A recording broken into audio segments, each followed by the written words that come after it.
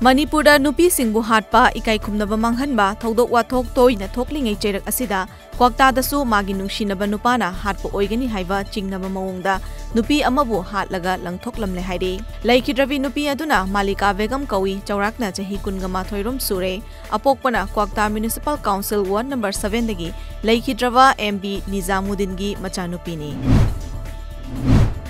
Imphal West Commando ki team amana aina thingkraba Lalaulob Liberation Tribals of Tiger LTT gi active member ama fagat pangamle hairi Police tagi fangba paw amana hai fagalaba mioi adudi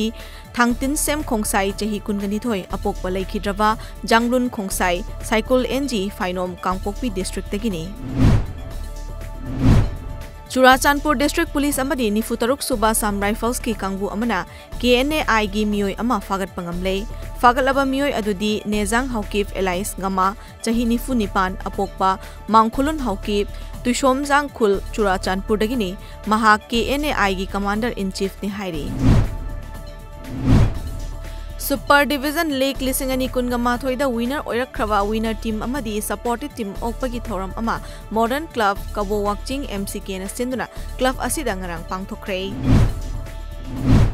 All India Kung Fu Federation AIKF ke President Sifu CL Lama amadi General Secretary Sifu Dr. H. Roman gi meeting makhada Kung Fu Sports Association gi Maharashtra na sinduna nongmagi oiba taulu gi seminar amadi training camp ama Hans English Medium School Pune Maharashtra da school gi director Dharnendra Gupta na host oiduna ngarang pangthokre